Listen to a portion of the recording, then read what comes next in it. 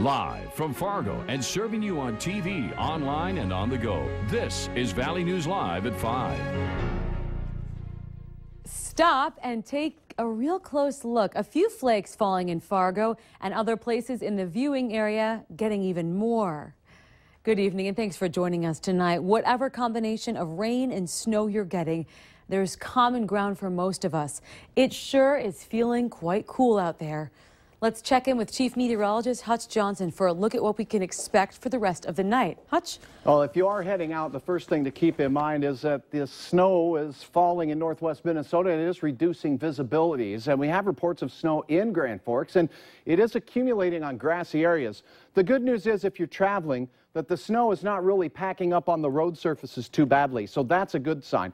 But you may run into some spots where the snow is falling a little heavier, where you see the dark blues near Lake of the Woods, and it's actually causing some slushy conditions there. Taking a look, it's changing back over to rain in parts of western and central Grand Forks County down towards Trail County, and the Mayville area right now may be getting a heavy shower where you see the yellows. Fargo, most of the precipitation is north of us, and the visibilities are reduced where we have the snow falling to under 2 miles.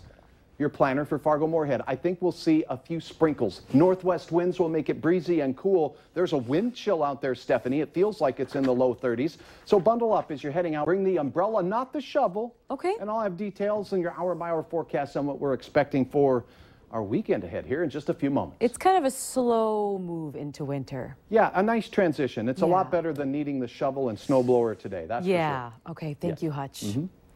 One person was shot and injured this morning near Parshall High School, putting the school under a lockdown for most of the day. Police are still actively searching for the shooter.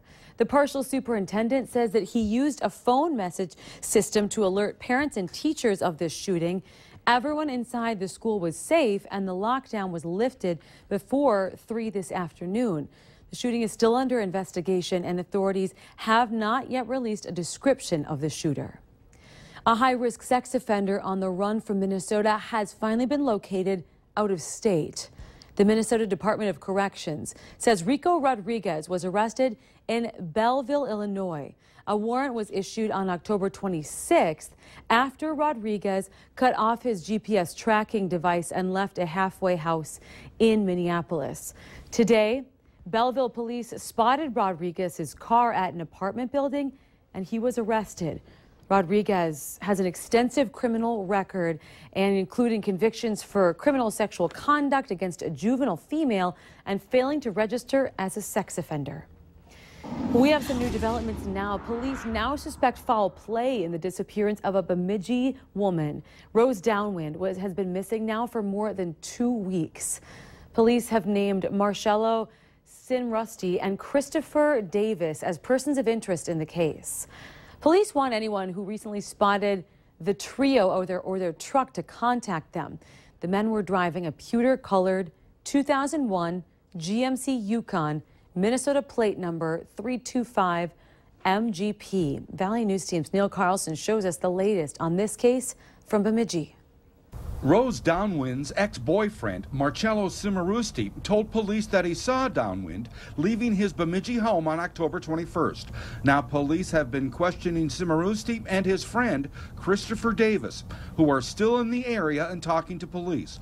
Police aren't saying why foul play is now suspected in the case. Did either of these persons of interest give you a statement indicating foul play, or have you recovered any evidence, blood, clothing, weapons that would indicate foul play? Well, I can't comment to that. Yeah. I can say, we've done an investigation that has included statements, search warrants of buildings and vehicles and cell phone records and all that. Through that, we've determined that these 2 people are persons of interest. Rose Downwind's mother says her daughter's ex-boyfriend, Marcello Cimarusti, was abusive. He was verbally, mentally, and physically abusive. He tried to own Rose and control her and make her believe she was the worst person in the world. Police say Cimarusti and Davis may have been with Rose Downwind in their Yukon truck, somewhere in Bemidji State Park or Buena Vista State Forest north of Bemidji when she disappeared. But it's a massive area that stretches all the way up into the Red Lake Reservation. Authorities have already flown over the area a couple of times. However, they're now asking property owners and deer hunters to look for the truck and anything else that looks suspicious. We're hoping that as hunters go into the woods this weekend, they're cognizant that we're looking for any of the things we mentioned, like disturbed ground, burned areas. Also to check their trail cameras. You never know what those things capture, and someone might have an image of one of our persons of interest. From Bemidji, Minnesota, Neil Carlson, Valley News Live. Downwind's ex-boyfriend has a criminal record that includes a long list of traffic violations, a DWI, and disorderly conduct, a charge for fighting. Bemidji police are asking you to contact them immediately if you have any information on this case. A Grand Forks man is facing child pornography charges. Grand Forks police, the North Dakota BCI, Homeland Security, and the U.S. Air Force conducted 3 search warrants in the area of 34th Street South in Grand Forks. Officers arrested Melbourne Anderson on a charge of child porn. Authorities say this investigation is still ongoing, adding that second and third cases are still being investigated. They did not release, though, any other details about those cases. We've been bringing you stories this week about concerns and questions surrounding refugee resettlement in the area. Tonight on Valley News Live, 10 at 10, Valley News Team's immigration and relocation reporter Bradford Eric sits down with the CEO of Lutheran Social Services, Jessica Thomason. People are absolutely entitled to have their opinion about the things that are happening in their community. And we recognize that not everything that we do is easy to understand. Now, we're putting LSS under the microscope, questioning facts and figures, finding out how much of your tax money goes to support their programs. And if so many people surveyed in the Valley say that they don't want refugees here, why LSS is continuing to do this resettlement program. That's tonight at 10 on Valley News Live. Well, this is the season when we start thinking about what we're thankful for and what some people may not have, things like food, water, and shelter. The Dorothy Day House and Food Pantry provides needs for families and individuals in the community. The pantry serves hundreds of families a month, and last year used more than 50,000 pounds of food the week of Thanksgiving. People can help their mission by donating their time, money, or food. Yeah, I hear all the time from volunteers who say that they give so much, they get so much back than what they feel that they've given, and people really enjoy the experience and the interaction and hearing the stories that people have. For more ways that you can help, go to valleynewslive.com and click on our Hot button. What do you suppose it's like to be a soldier, leave your home and your loved ones behind, and then go to war? Questions today for some students at Longfellow Elementary as they prepare to recognize men and women who have and are serving our country. And not only are they learning about soldiers, sailors, and Marines, they're also charting what they've learned and digging for more information. The first graders are also making cards for the veterans to mark their special day. They've had a really wonderful time, and it's been fun. We did a Scholastic News yesterday, and some of them wanted to pull it out and review it before they made their cards.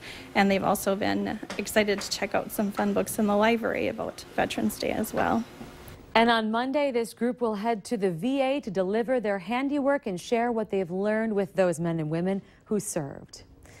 If you missed it this morning, our own Christy Larson has a little bit more bling on her finger after her boyfriend, Jaron Connor, proposed while she was live on air on North Dakota Today. What are you doing? So I'm assuming you already know what's going on, but I have something to tell you. I've loved you since I first met you. Okay? You're my best friend, my soulmate, and I want to spend the rest of my life with you. Will you marry me? Yes. Oh, how can you not love that? Congratulations to Christy and Jaron. We are so happy for you too. If you want to watch this entire amazing video, we have it on our website, valleynewslive.com.